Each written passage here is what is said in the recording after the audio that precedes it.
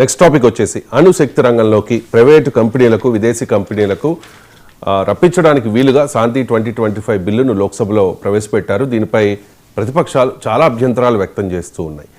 ఎంజీరావు గారు, ఏంటి శాంతి బిల్లు, ఎందుకు ప్రతిపక్షాలు అబ్జెక్ట్ చేస్తూ ఉన్నాయి? ఎస్ అండి, ఇప్పుడు శాంతి 2025 బిల్లు న్యూక్లియర్ ఎనర్జీ అణుశక్తి రంగానికి సంబంధించి ఇప్పుడు లోక్సభలో బిల్లు ప్రవేశపెట్టబడింది.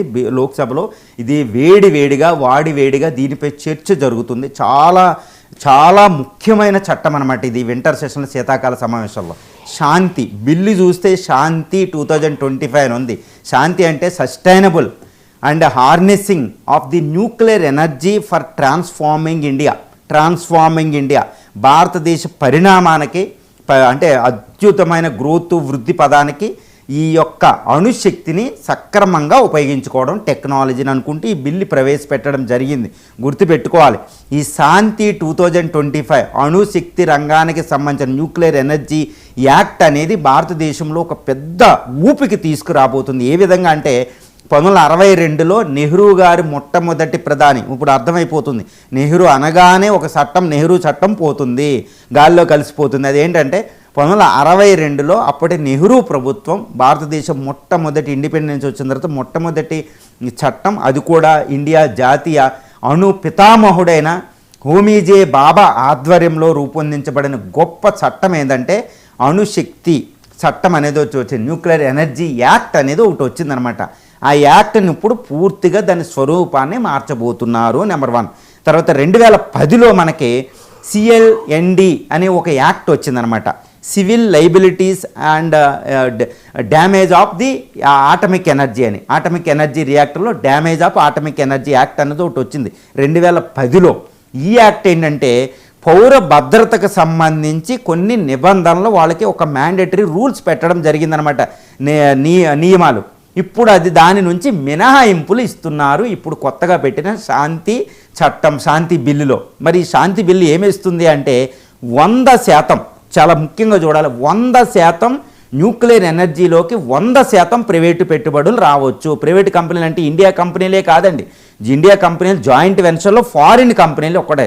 ఇది ముఖ్యంగా మనకి జపాన్ నుంచి, యునైటెడ్ స్టేట్స్ ఆఫ్ అమెరికా నుంచి, రష్యా రోసాటమ్ అని రష్యా నుంచి, ఇటు ఫ్రాన్స్ నుంచి, బ్రిటన్ నుంచి ఎన్నో యూరోపియన్ కంపెనీలు భారత అణుశక్తి రంగంలో పెట్టుబడులు పెట్టబోతున్నాయి.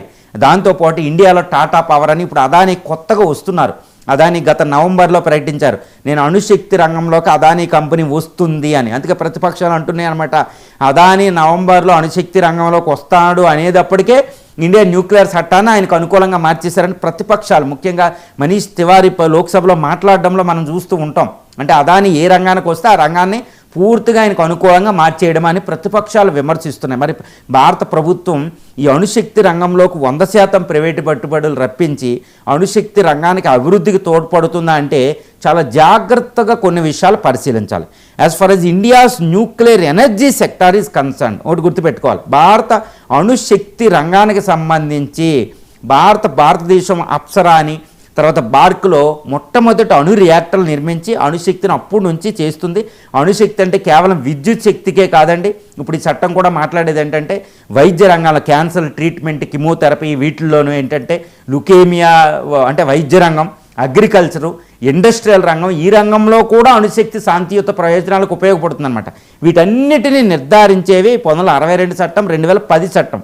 మరి ఈ చట్టం ఇప్పుడు ఏం చెప్తుందంటే 100% ప్రైవేటు పెట్టుబడులు. తర్వాత ఇండియా ప్రస్తుతం 25 అణు రియాక్టర్లు ఉన్నాయి. 25 అణు రియాక్టర్లు 7 ప్రదేశాల్లో ఉంటాయండి.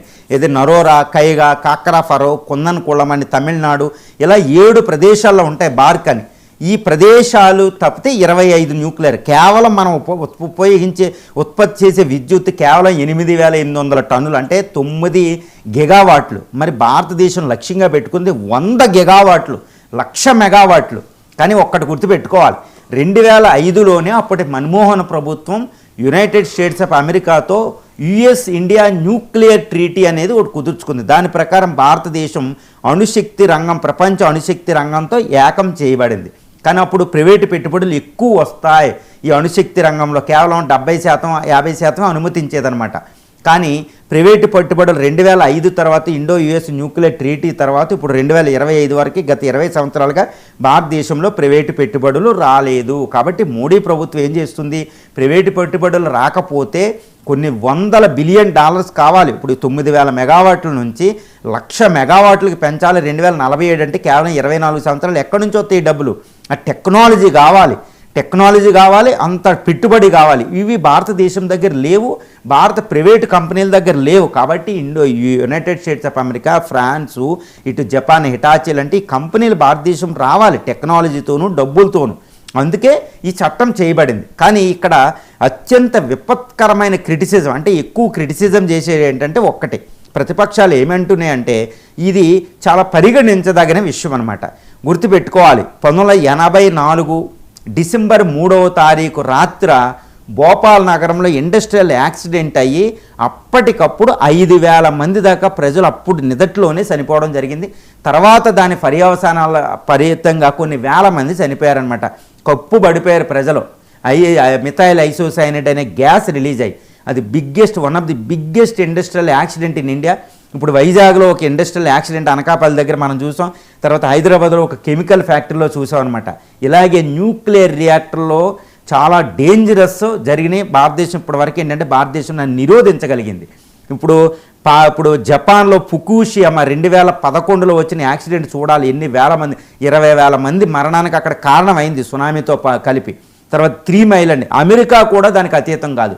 చెర్నోబిల్ 1980లో వచ్చిన చెర్నోబిల్ ప్రపంచంలో అతిపెద్ద న్యూక్లియర్ యాక్సిడెంట్ అండి. ఇప్పుడు న్యూక్లియర్ రియాక్టర్స్ మనం కడుతున్నాం, ఎక్కడ ఉంటాయో చూడండి. అవి నరోరా, యూపీ అంటే ఎంత పాపులేషన్ ఉంటుందండి, అమెరికా అంత, బ్రెజిల్ అంత పాపులేషన్ ఉంది. నరోరా అనే ప్రాంతంలో ఒక న్యూక్లియర్ రియాక్టర్ ఉంది. తర్వాత కుదన్కుళం అని తమిళనాడులో ఎంత పాపులేషన్ ఉంటుందండి, కోయంబత్తూరు ఈ ప్రాంతం అంతా. తర్వాత కైగా కర్ణాటక దగ్గర ఎంత పాపులేషన్ ఉంటుంది, ఎంత పాపులేషన్ డెన్సిటీ అంటే జనసాంద్రత ఎంత ఉంటుంది. కాక్రాపర్ గుజరాత్లో ఎంత డెన్సిటీ ఉంటుంది, అక్కడ ముంబై దగ్గర బార్క్ ఎంత డెన్సిటీ ఉంటుంది. ఇప్పుడు శ్రీకాకుళం దగ్గర కడుతున్నాం, ఒడిశా దగ్గర కడుతున్నాం, ఆంధ్రప్రదేశ్లో ఇంకొక ప్రాంతాన్ని పరిశీలిస్తున్నాం. ఇన్ని జనసమ్మర్దం ఎక్కువగా ఉండే ప్రాంతాల్లో న్యూక్లియర్ రియాక్టర్లు ఉండబోతున్నాయి. మరి న్యూక్లియర్ రియాక్టర్లో రేడియేషన్ రిలీజ్ అవుతే ఎవరిది బాధ్యత అనేది ఈ చట్టం సరిగ్గా చెప్పడం లేదనమాట. అది ఇప్పుడు దాకా 2010 న్యూక్లియర్ లైబిలిటీ డ్యామేజ్ యాక్ట్ ప్రకారం ఏంటంటే ఎన్నో నిబంధనలు ఉండే.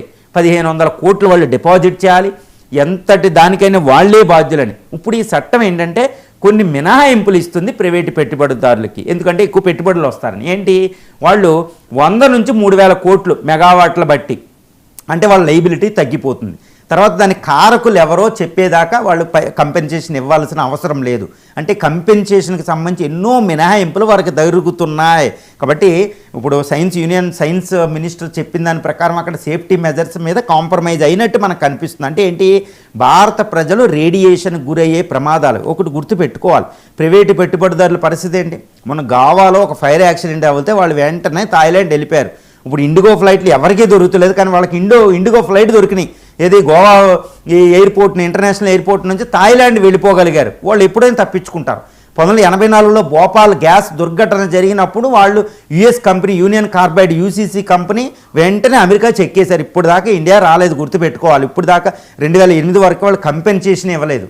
మరి ఇలాంటి దుర్ఘటనలు జరిగితే ఎలా పారిపోతారో మనకు తెలుసు. మరి ఈరోజు దుర్ఘటనలు జరిగితే దుర్ఘటనలు ఒక న్యూక్లియర్ బాంబు పేలినట్టేనండి అణు రియాక్టర్లో పోతే. ఈరోజు అమెరికా కంపెనీలు, ఫారిన్ కంపెనీలు ఇక్కడికి వస్తున్నాయి. మరి వాళ్ళు భద్రత, వాళ్ళు ప్రాఫిట్ చూసుకుంటారు కానీ ప్రజల భద్రత చూస్తారా? ఒక రేడియో ధార్మికత నరోరా అనే ప్రాంతంలో యూపీలో రేడియో ధార్మికత రిలీజ్ అవుతే, లేకపోతే శ్రీకాకుళం దగ్గర రిలీజ్ అవుతే, లేకపోతే కోయంబత్తూరు దగ్గర రిలీజ్ అవుతే ఎన్ని కోట్ల మంది ప్రజలకు ప్రాణాలు ముప్పండి. అక్కడతో పోదండి, కొన్ని తరతరాలు కొడదు కదా. నాగశాఖి చూసా. మరి ఇలాంటి భద్రత విషయంలో భారతదేశం ఎందుకు అంటే 2010 చట్టాన్ని ఎందుకు సవరించాలి అంటే పెట్టుబడులు అంటున్నారు. పెట్టుబడుల కోసం మరి భారతీయుల భద్రతని వాళ్ళ రేడియేషన్ గురయ్యే ప్రమాదం ఎక్కువైంది కదా, గవర్నమెంట్ చూడలేదు కదా. మరి ఈ విషయంలో, ఈ బిల్లు విషయంలో ప్రతిపక్షాలు ఏమంటున్నాయి, జాయింట్ పార్లమెంటరీ కమిటీకి దీన్ని పంపించండి అంటే పంపడం లేదు. లోక్సభలో పాస్ అవ్వడం కూడా జరిగింది, రాజ్యసభలో పాస్ అవుతుంది ఇమీడియట్గా, ఎందుకంటే గవర్నమెంట్ మెజారిటీ ఉంది, అది చట్టం అయిపోతుంది. మరి పరిస్థితి ఏంటంటే రేడియేషన్ని ప్రజలకు గురయ్యే ప్రమాదాన్ని తగ్గిస్తారా అంటే పెట్టుబడిదారులు ఆ టెక్నాలజీ ట్రాన్స్ఫర్ చేసేది తర్వాత అణు మెటీరియల్ వచ్చేదాన్ని వీటన్నిటిని ఇండియన్ రెగ్యులేటరీ అథారిటీ ఉంది, ఏది అటామిక్ ఎనర్జీ రెగ్యులేటరీ అథారిటీ, ఇవి ఇంటర్నేషనల్ స్టాండర్డ్స్లో తీసుకొస్తాం అంటున్నారు. మరి అక్కడ అవినీతి ఉండదని నమ్మకం ఏంటి? మనకి ఎన్ని అవినీతులు జరుగుతులేదు. ఈరోజు హైదరాబాద్లో ఇంకా ఒక బూమింగ్ హైదరాబాద్ సిటీలో కెమికల్ యాక్సిడెంట్ అవుతే ఇప్పటికి కూడా హైకోర్టు అక్షింతలేసి రిపోర్టే సరిగ్గా ఇవ్వలేదు. ఇలాంటి ప్రమాదాలు ఎంతటి దారుణం. కాబట్టి ఈ 2010 ఏది లైబిలిటీస్ ఆఫ్ ఆటమిక్ యాక్సిడెంట్ సంబంధించి డ్యామేజ్ యాక్ట్కి సంబంధించిన విషయాల్లో మాత్రం భద్రత చేకూర్చాలి ప్రభుత్వం. కాబట్టి ఈ బిల్లుని ఏదైనా ప్రైవేటు పెట్టుబడులకి ఏదైనా రిఫార్మ్ తీసుకురావచ్చు, కానీ భద్రత విషయంలో చాలా జాగ్రత్తగా అంతకుముందు 2010 చట్టాన్ని సవరించకపోవడమే ఉత్తమం అనేది కూడా నా అభిప్రాయం అండి. ఎందుకంటే ఫారిన్ దట్టు యుఎస్ కంపెనీలు ఎప్పుడు ప్రాఫిట్ చూసుకుంటాయి. 1984లో యూనియన్ కార్బైడ్ వెంటనే చెక్ చేయడం జరిగింది. అప్పుడు రాజీవ్ గాంధీ గవర్నమెంటే వాళ్ళని ఇక్కడ పెట్టలేని పరిస్థితి వచ్చింది, గుర్తుపెట్టుకోవాలి. అందుకే రాజీవ్ గాంధీ మీద చాలా అపవాదులు వచ్చినాయి. ఎందుకంటే వాళ్ళని దేశం తప్పించింది రాజీవ్ ప్రభుత్వాన్ని ఇదే బీజేపీ చాలాసార్లు విమర్శించడం జరిగింది. మరి ఆ టైంలోనే చూసినప్పుడు ఇప్పుడు అణుశక్తికి సంబంధించిన పెట్టుబడులు అంటే వాళ్ళు ఇమ్మీడియట్గా వెళ్ళిపోతారండి. వాళ్ళు ఇక్కడ ఉండరు, వాళ్ళ మేనేజ్మెంట్ అక్కడ ఉంటుంది. మల్టీనేషనల్ కంపెనీస్ ఎంఎన్సీస్ ఎలా ఉంటాయి. కాబట్టి భద్రత విషయంలో వాళ్ళే పూర్తిగా లైబిలిటీ, వాళ్ళే బాధ్యత వహించే విధంగా ఈ చట్టం ఉండడమే భారతీయులకు ఉత్తమం. లేకపోతే ఒక న్యూక్లియర్ బాంబ్ పాకిస్తాను చైనా తెచ్చి వేయవలసిన అవసరం లేదండి. మన ఇళ్ల అపార్ట్మెంట్ల మధ్యలో ఒక న్యూక్లియర్ బాంబు పెట్టుకున్నట్టే చాలా డేంజరు. ఇది భవిష్యత్ తరాలకు ముఖ్యం కాదు. భారతదేశం స్వయం ఆత్మనిర్భర్ భారత్ అన్నట్టు స్వయంగా మన టాటా మన కంపెనీలని పెంపొందించుకోవడం ఉత్తమం. పెట్టుబడులు రాలేదు, పెట్టుబడుల్లో విఫలమయ్యాం గత 20 సంవత్సరాలు, కానీ వాళ్ళకి ఎక్కువగా అనుమతులు ఇవ్వడానికి ఇది ఏది మామూలు కాదు. న్యూక్లియర్ ఎనర్జీ చాలా జాగ్రత్తగా ఉండాలని.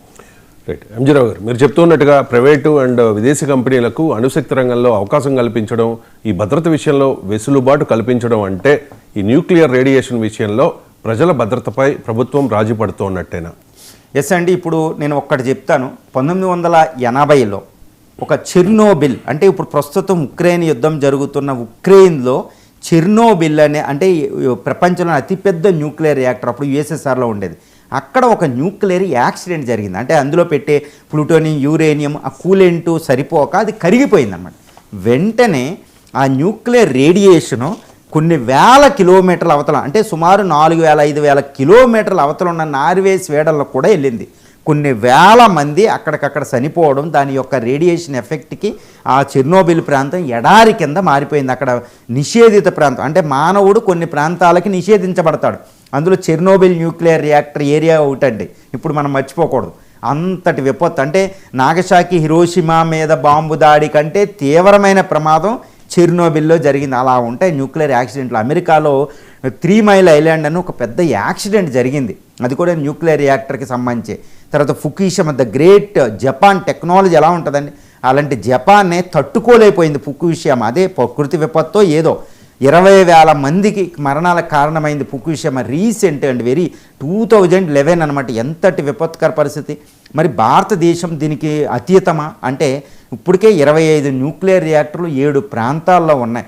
మరి ఇలాంటి ప్రాంతాల్లో ఇప్పుడు ఇంకా భారతదేశం 25కి ఎన్ని రియాక్టర్లు కట్టకపోతుందో తెలుసా అంటే సుమారు కొన్ని వందల న్యూక్లియర్ రియాక్టర్లు మనం కట్టబోతున్నాం. సుమారు చూడండి, కుదన్కుళం అని అక్కడ రష్యా నిర్మిస్తుంది 6000 మెగావాట్లు. తర్వాత మనకి కల్పకం అని చెన్నై దగ్గర, తర్వాత కైగా, కైగా అంటే మన గుజరాత్లో ఉంటుంది, అహ్మదాబాద్ ఈ ప్రాంతాల్లో ఉంటుంది. తర్వాత నరోరా అని యూపీలో ఉంటుందండి, నోయిడాకి సమీపంలో యూపీలో ఉంది నరోరా. తర్వాత కాక్రాఫర్ గుజరాత్లో, కైగా కర్ణాటకలో. ఇలాంటి రియాక్టర్లు కొత్తగా ఇక్కడ ఒడిస్సా, ఆంధ్రప్రదేశ్లో 2, ఒడిస్సాలో ఇలా ఎన్నో న్యూక్లియర్ రియాక్టర్లు రాబోతున్నాయి. మరి వీళ్ళు జన సమ్మర్దం ఉండి ఈ ప్రాంతంలో అణుభద్రతకి ఎవరు హామీ ఇస్తారు? ఈ హామీని ప్రభుత్వం చక్కగా ఈ యాక్ట్లో చెప్పడం లేదు. ఇదే ఈ భద్రతకు సంబంధించి అపోజిషన్ పార్టీలు అబ్జెక్షన్ చెప్తున్నాయి. ఆ పెట్టుబడులు 100% రావడానికి కాదండి, రావాలి. కానీ ప్రైవేటు పెట్టుబడులు అంటే విదేశీ కంపెనీలు ఉంటాయి, దేశీయ కంపెనీలు అయిన ఇప్పుడు అదాని కొత్తగా రాబోతున్నారు. ఆయనతో పాటు టాటా పవర్ ఆల్రెడీ ఉంది, న్యూక్లియర్ పవర్ కార్పొరేషన్, ఇండియన్ ప్రభుత్వ రంగ సంస్థలు కూడా ఉన్నాయి. ఇలాంటి కంపెనీలు ఉంటాయి. కానీ వీళ్ళు కూడా ఎన్ని చేయలేదు ఇండియాలో, ఎన్ని దారుణం చేయలేదు. ఫార్మాస్యూటికల్ కంపెనీలు ఇవి. విదేశీ కంపెనీలు వస్తే పరిస్థితి ఏంటి? ఫ్రాన్స్, అమెరికన్ కంపెనీలు వస్తే కాబట్టి భద్రతకి అణు భద్రతకి సంబంధించిన నియమ నిబంధనలు 2010లో ఏమున్నాయో వాటిని తూచా తప్పకుండా అమలు పరచాలి. అంటే 1500 కోట్లు వాళ్ళు డిపాజిట్ చేయాలి. ఏమి జరిగినా దానికి బాధ్యుడు ఎవరు అంటే అణు రియాక్టర్ ఎస్టాబ్లిష్ చేసినోడు. అంతేగాని ఇప్పుడు మినహాయింపు ఇచ్చారు. అణు రియాక్టరు ఎవరైతే ప్రొడ్యూస్ చేస్తున్నారో పవరు వాళ్ళ బాధ్యత కదంట. అణు రియాక్టర్ ఇచ్చిన సక్రమంగా అణు రియాక్టర్ అంటే తప్పించుకునే మార్గాలు అన్నమాట. అణు రియాక్టర్ సరిగ్గా లేదు కాబట్టి నా వల్ల యాక్సిడెంట్ అయింది నేనేం చేయనంటారు వాళ్ళు విచారణ ఎప్పుడు 1984లో భోపాల్ గ్యాస్ దుర్ఘటనకు సంబంధించిన కేసు ఇప్పటికీ ఇంకా ఆల్మోస్ట్ వెళ్ళలేదండి. ఇంకా దారుణం. అందువల్ల వాళ్ళు తప్పించుకుంటారు. ఎవరిని తీసుకొస్తారు? ఎంఎన్సీలు ఇప్పుడు ఎలాన్ మస్క్ కంపెనీ ఏదైనా ఇక్కడ పెట్టుబడి పెట్టింది అనుకోండి, ఆయన తీసుకురాగలరా ఇండియన్ కోర్టుకి? ఈవెన్ ఇండియన్ పెట్టుబడిదారులే లలిత్ మోడీ లాంటి వాళ్ళు బయటికి వెళ్ళి ఇప్పటికీ ఇండియా బయటకు రావడం లేదు. మరి ఇలాంటి పరిస్థితుల్లో పౌర భద్రత అణుభద్రతా చట్టం 2010 అంటే national nuclear liabilities damage act 2010లోంచి కొన్ని మినహాయింపులు ఇవ్వడం అంటే ఇది మంచిది కాదు. కాబట్టి భారతీయులు రేడియేషన్కి గురయ్యే ప్రమాదాలను మనమే తెచ్చుకుంటున్నాం. ఒక nuclear bomb Pakistan China missiles నుంచి షహీన్ లాంటి మిసైలు ఆ డాంగ్ఫెంగ్ మిసైల్ని ప్రయోగించక్కర్లేదండి. ఇక్కడ న్యూక్లియర్ రియాక్టర్ నిర్మించి కరెక్ట్గా టైంకి వాళ్ళు ఏం చేయాలో చేస్తారు. యుఎస్ కంపెనీని మనం నమ్మొచ్చా? యుఎస్ని నమ్మొచ్చా? యుఎస్ అణు రియాక్టర్ మనం నమ్మొచ్చా? మరి దానికి నువ్వే బాధ్యుడివి, లేదంటే నువ్వే కంపెన్సేషన్ ఇస్తా, నష్టపరిహారం నువ్వే ఇవ్వాలనేది కూడా లేకపోతే వాడి ఇష్టం, వాడు ప్రాఫిట్ చూసుకుని వెళ్ళిపోతాడు. కాబట్టి న్యూక్లియర్ భద్రతకు సంబంధించిన విషయంలో భారతదేశం రాజీ పడకూడదు. ఎట్టి పరిస్థితుల్లో 2010 ఇది NCLD చట్టం అలాగే ఉండి తీరాలని. ఇక